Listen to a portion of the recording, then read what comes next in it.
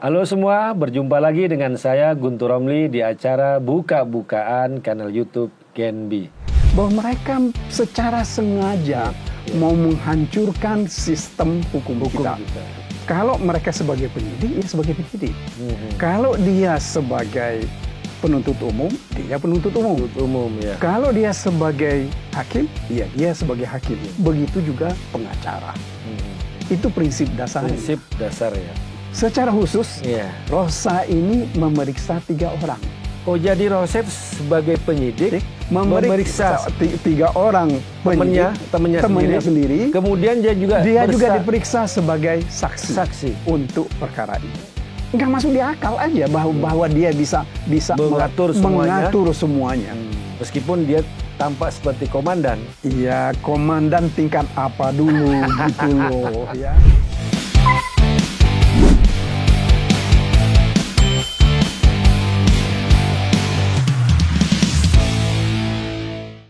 Pada hari ini kita akan membahas suatu tema yang lumayan menyedot perhatian pada minggu kemarin ketika ada penyidik KPK dihadirkan di sidang Sekjen PD Perjuangan Mas Hasto Kristianto. Dan di situ juga ada protes dari penasihat hukum, kenapa kok sampai penyidik KPK dihadirkan ke sidang Sekjen PD Perjuangan.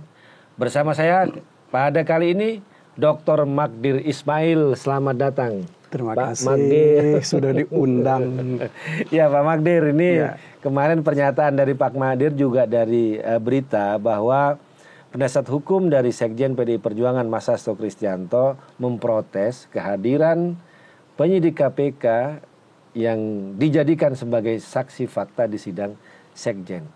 Nah, alasan sebenarnya penolakan atau protes itu kenapa Pak Magdir? Begini.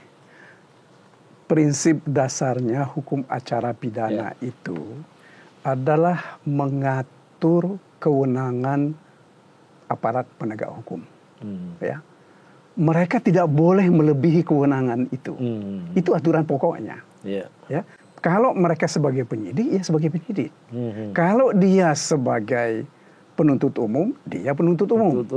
Kalau dia sebagai hakim, ya dia sebagai hakim. Begitu juga pengacara. Itu prinsip dasarnya. Prinsip dasar ya. Ya, hukum acara itu mengurangi kewenangan atau membatasi kewenangan ini. Kalau dilanggar kesewenang-wenangan, itu terjadi namanya kesewenang-wenangan atau penyalahgunaan wewenang. Abuse of power. Abuse of power itu terjadi. Nah, kembali ke persoalan ini ya. Kenapa kami protes? Karena begini, kita ini memang sebelum undang-undang KUHP kita tahun 81 ini, Undang-Undang Nomor 8 tahun 81 ini, dulu kita masih menggunakan HIR, yaitu hukum acara pidana dan perdata yang dibuat zaman Belanda dulu.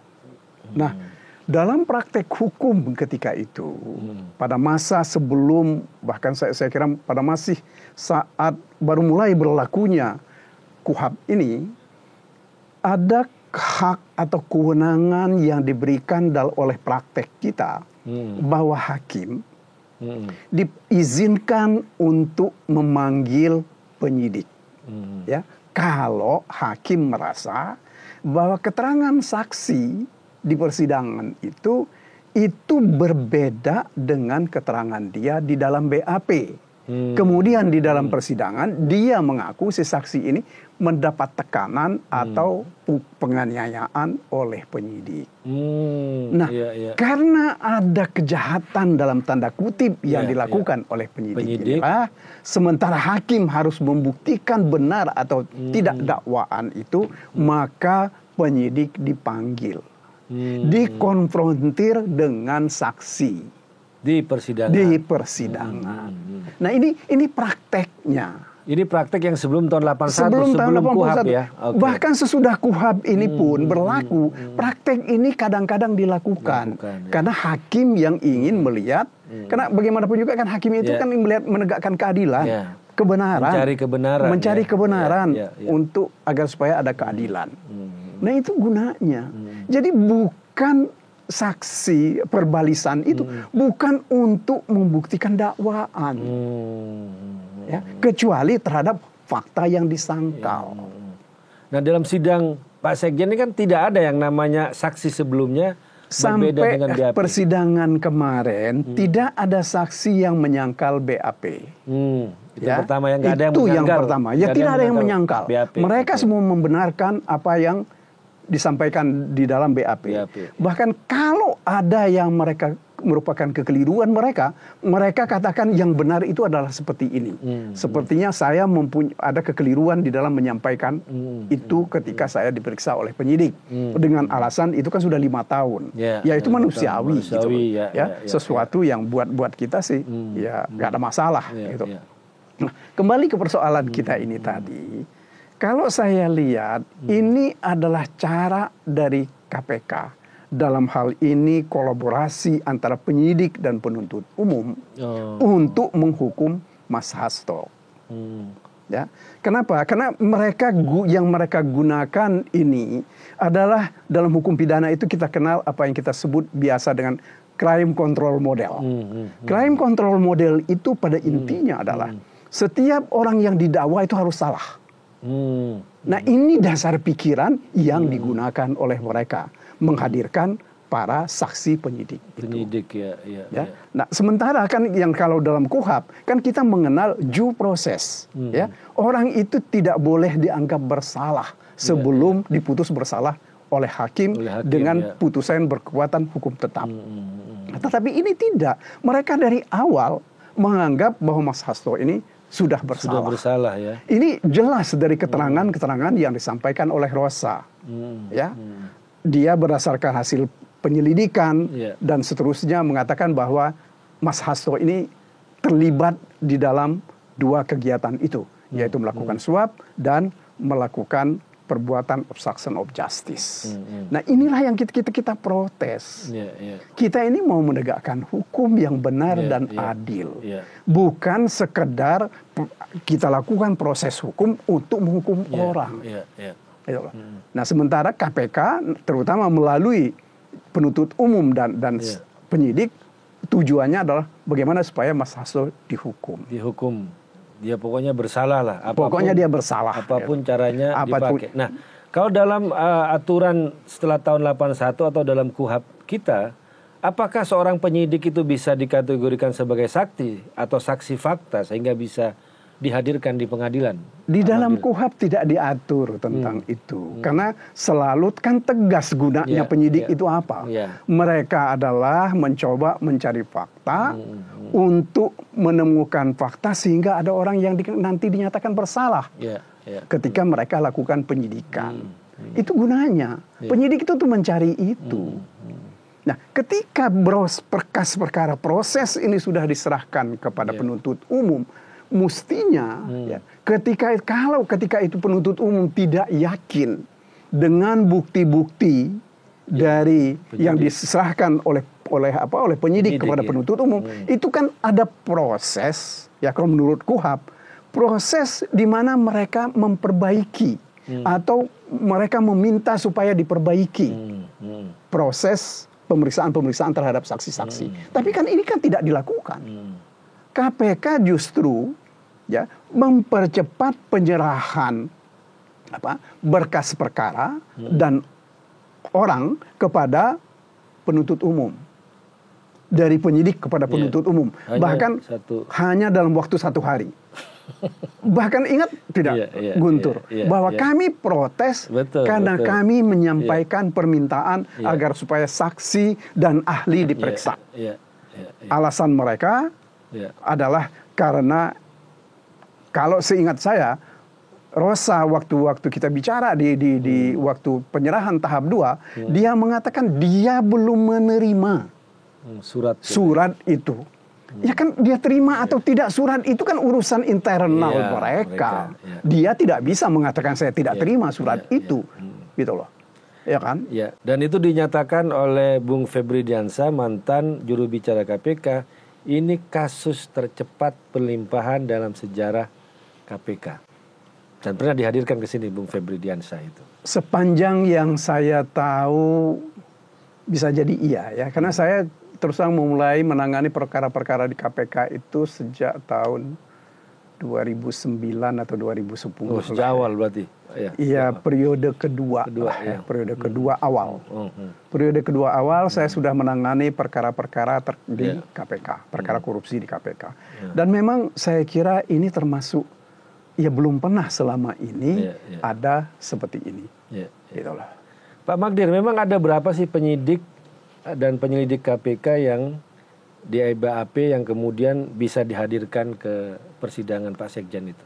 Kalau dari daftar yang ada, itu ada 13 orang. 13 orang, ada penyelidik, ada penyidik, dan ada mantan penyidik KPK. 13 orang. Secara khusus, Rosa ini memeriksa 3 orang. Oh, jadi Rosa itu sebagai penyidik memeriksa 3 orang temannya sendiri. Kemudian dia juga diperiksa sebagai saksi untuk perkara ini.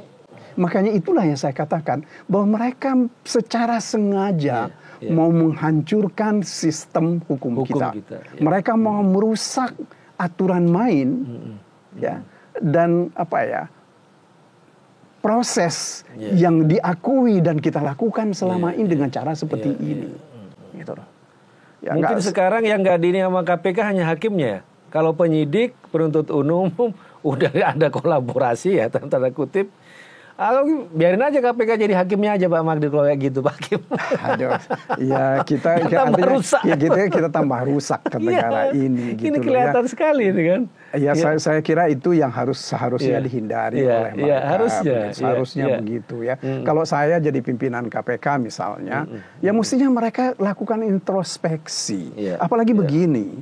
Di dalam pemeriksaan, kalau saya nggak tahu ingat atau tidak Guntur, ketika saya tanya kepada Rosa, dia menyebut pimpinan-pimpinan KPK, mantan pimpinan KPK, melakukan obstruction of justice. Semua pimpinan KPK. Dan keterangan ini dia lakukan pada bulan Januari, waktu dia periksa sebagai saksi. Ketika orang-orang itu tidak ada lagi di KPK. Di jawaban dia nomor 15. Saya tidak ingat jawaban itu nomor berapa. Tetapi itu saya ingat, tapi saya bacakan itu. Betul saya ingat. Kenapa saya sampaikan itu? Ini kan adalah satu proses penggembosan terhadap KPK sendiri. Dan kemudian mereka ingin menunjukkan bahwa kualitas pimpinan KPK yang lalu itu adalah orang-orang beritikat buruk.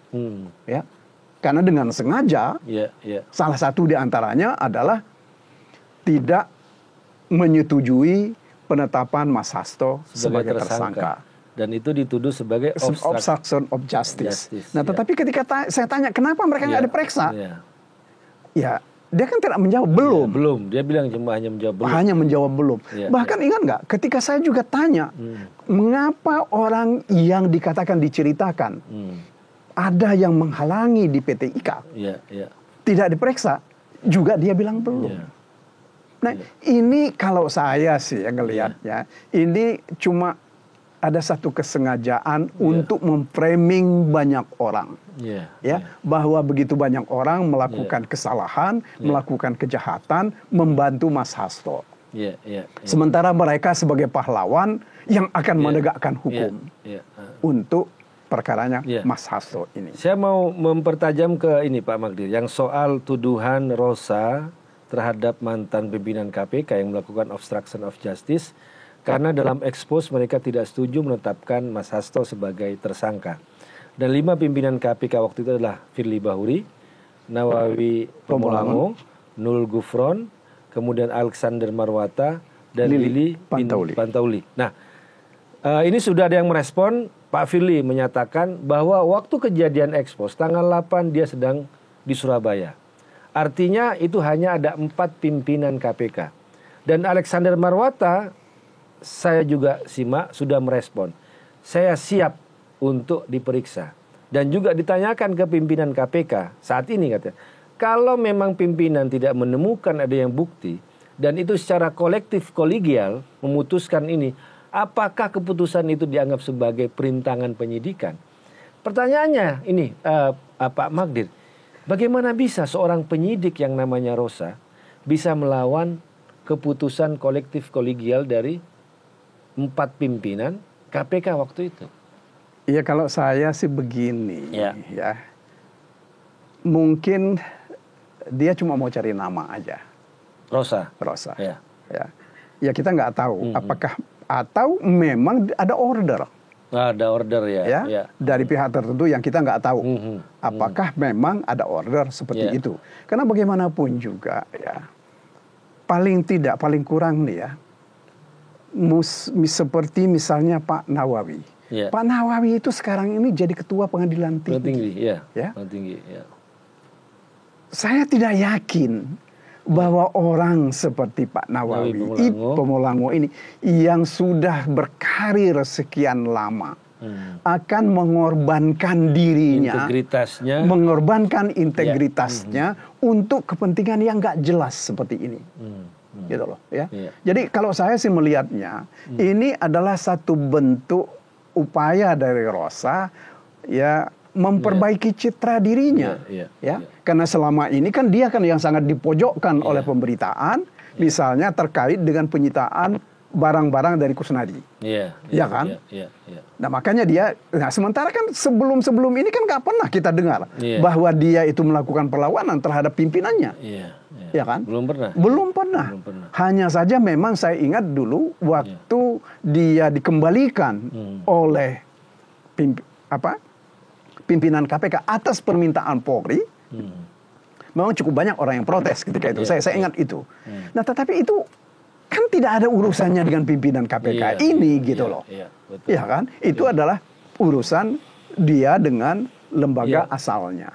Gitu loh. Pak Magdir, kalau memang misalnya, kalau kita bisa kembali ke tahun 2020 kepada ekspos, misalnya benar Rosa menemukan bahwa di situ ada upaya perintangan penyidikan secara sengaja oleh pimpinan KPK pada waktu itu, harusnya kan dia juga bisa mengadu kepada Dewas KPK, Pak Magdir, ya? Seharusnya begitu. Apapun jadi begini. Terhadap pimpinan itu kan ada mekanisme kontrolnya. Mekanisme kontrol terhadap pimpinan KPK itu oleh Dewas.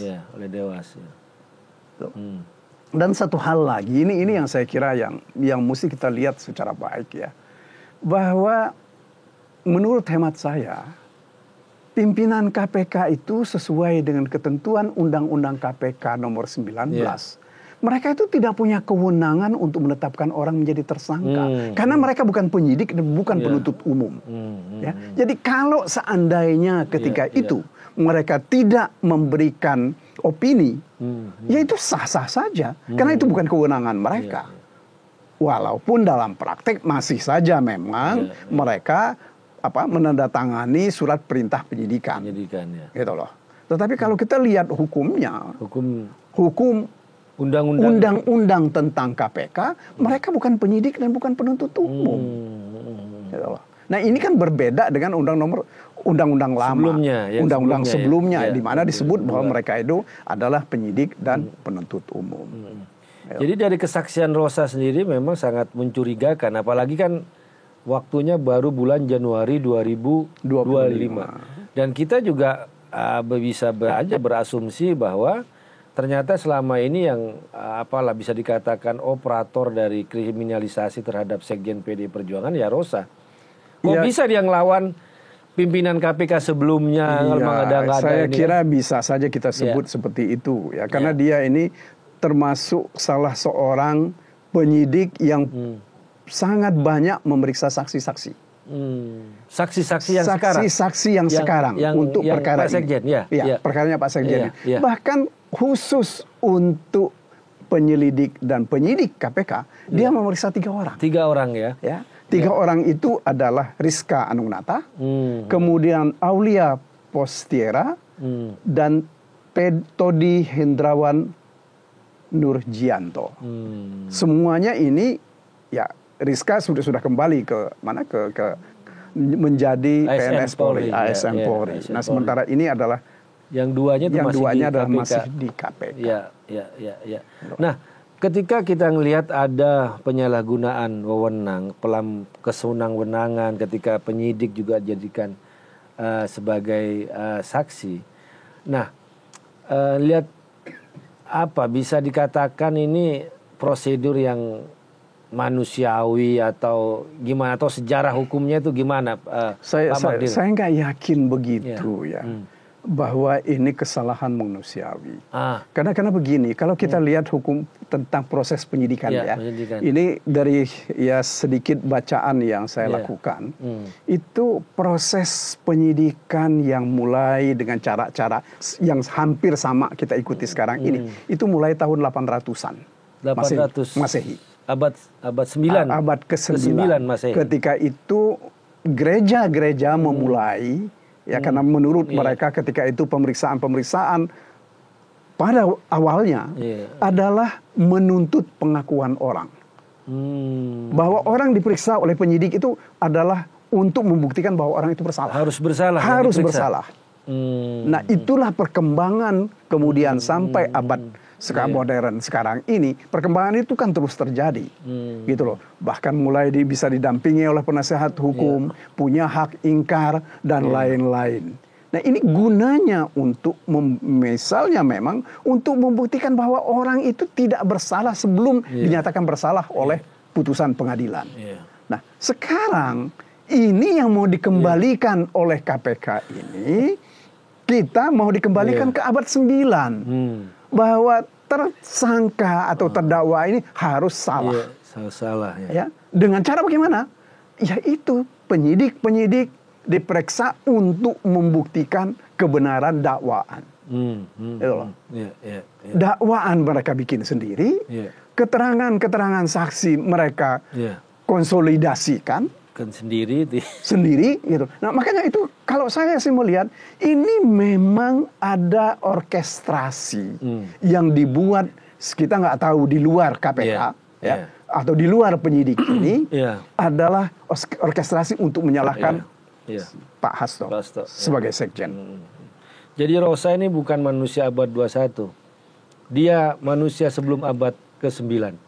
Iya, kalau mau seperti itu, perlakuan dia terhadap proses, seperti itu, ya. Atau mungkin dia kepengen kembali ke abad itu, gitu loh. Pak Magdir, sebelum penyidik KPK ini dihadirkan ke sidang, sebelum kan sudah ada saksi-saksi, ada 9 kalau tidak salah. Nah, publik juga berpikir ini penyidik dihadirkan karena memang saksi-saksi sebelumnya nggak ada yang memberatkan Pak Sekjen. Gimana komentar Pak? Itu. Ya, karena saya ikuti persidangan dari awal. Saya tidak mendengar dan tidak mencatat bahwa ada saksi yang mengatakan uang itu bersumber dari Pak Hasto. Yang diserahkan sebesar 200 juta kepada Wahyu melalui Ibu Tio, Agustiani Tio. Itu satu. Kemudian yang kedua, mengenai obstruction of justice. Kan dikatakan baik di dalam surat dakwaan bahwa Hasan itu memberitahu Harun Masiku agar supaya handphonenya direndam atau supaya dia tinggal di kantor PDIP. Ya kan? Kan begitu. Tetapi kan ketika di persidangan Hasan bilang enggak begitu. Dia itu didatangi oleh dua orang dipaksa untuk bicara seperti itu. Nah, ini yang kita tidak pernah dengar dan kita juga tidak pernah tahu. Sebenarnya yang benar itu siapa? Tetapi jangan lupa loh, Hasan itu dia sudah bersumpah. Dia menerangkan itu di bawah sumpah. Bahkan intimidasi terhadap Hasan itu kan kita dengar di persidangan kemarin. Iya kan? Bahwa dia didatangi ke rumahnya oleh sekian banyak orang yang meminta pengakuan, melakukan penggeledahan. Ini artinya apa? Karena ini adalah satu cara untuk menekan Hasan. Gitu loh. Jadi sekali lagi, saya kira ini cara yang paling buruk dilakukan oleh KPK dalam menegakkan hukum. Tentu kan kita nggak mau kan kembali ke abad ke-9 kan. Kalau saya sih terus terang saya tidak akan mau kembali ke abad 9. Tapi gitu. Rosa mau kayaknya. Nah, kalau Rosa mau biarkan dia aja, kita kembalikan aja dia ke dunia itu gitu loh. Ya.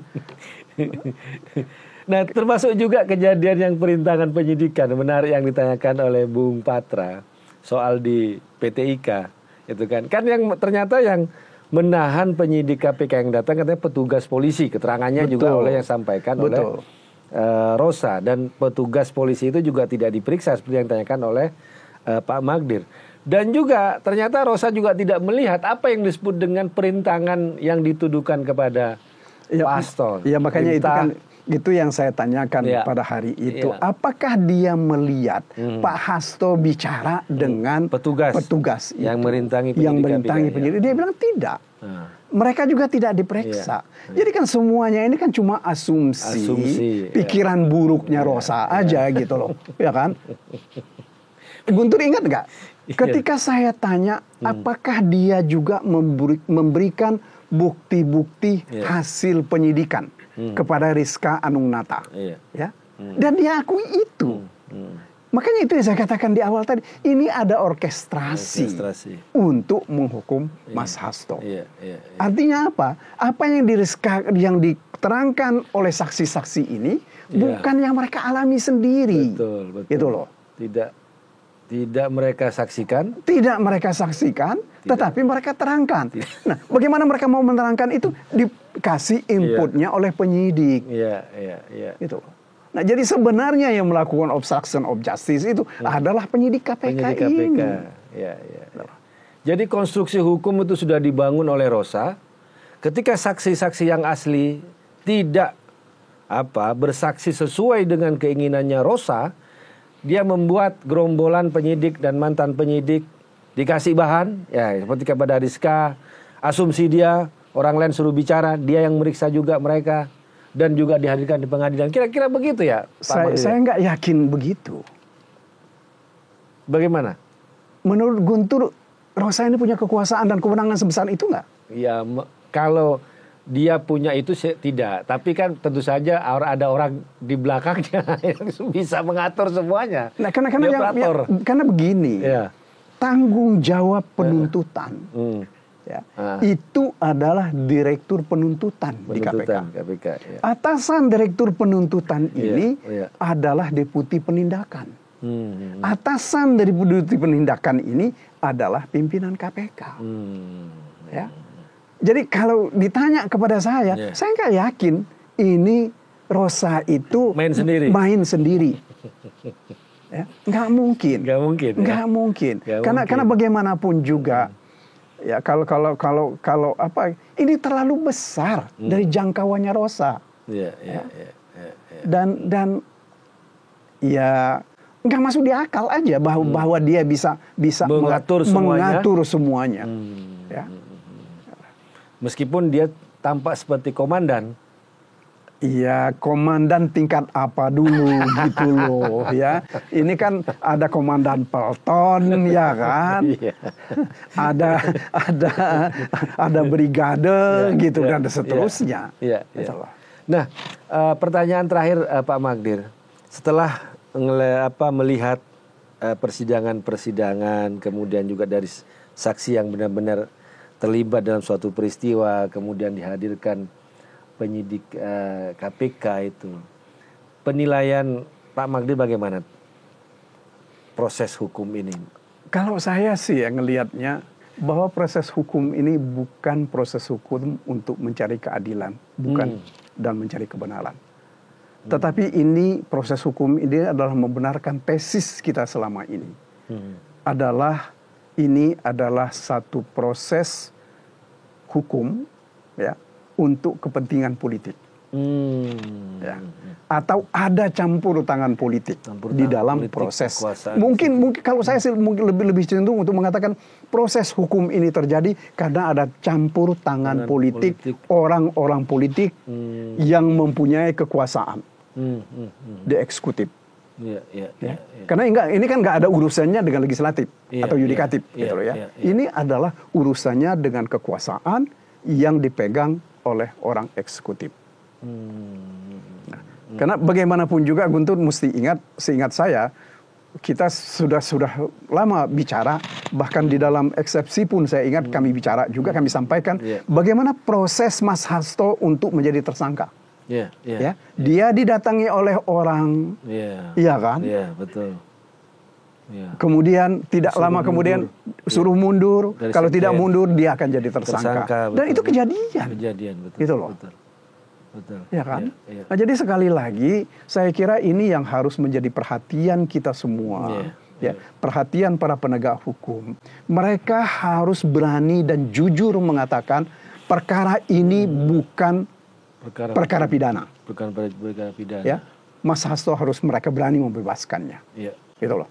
Ini untuk demi negara hukum, demi negara demokrasi. Jangan sampai kita berbeda pendapat, ya, orang dipidanakan. Nggak ada gunanya kita menyebut negara kita sebagai negara demokrasi, ya, kalau berbeda pendapat orang dipidanakan. Jadi ini bukan perkara pidana, bukan perkara korupsi.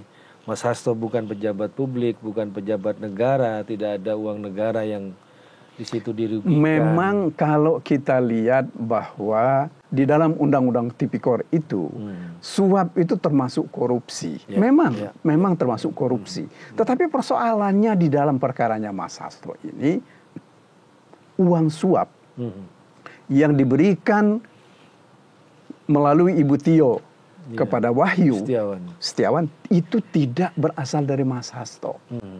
Itu loh. Ya kan? Nah, oleh karena itu maka tidak bisa dia dikatakan melakukan suap. Kemudian yang kedua, dia juga tidak ada saksi yang mengatakan bahwa dia menyuruh orang merendam telepon. Yang ada Kusnadi mengatakan ngelarung pakaian. Nah, kan pakaian itu kan nggak bisa disamakan dengan handphone.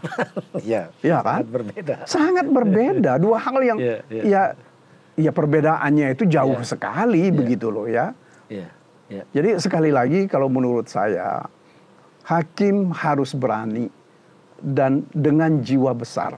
KPK pun juga seperti itu, mengatakan bahwa perkara ini bukan perkara korupsi, bukan perkara suap menyuap, bukan perkara perintangan penyidikan. Mas Hasto harus mereka berani bebaskan dia. Dan KPK harus berbesar hati dan berlapang dada kalau itu yang terjadi. Ya, itu yang kita harapkan juga Pak Magdir. Ini sudah clear ya, bahwa kita tunggu keberanian hakim untuk memutuskan. Dan kita juga melihat seperti yang disampaikan Pak Magdir setelah melihat perjalanan dari sidang-sidang, memeriksa pokok perkara, ternyata malah membenarkan tesis kita selama ini bahwa ini bukan kasus pidana, bukan kasus hukum, tapi lebih kepada kasus politik. Terima kasih banyak Pak Magdir Ismail atas perbincangan pada hari ini. Terima kasih. Demikian pemirsa buka-bukaan, kita akan berjumpa pada kesempatan yang akan datang. Terima kasih.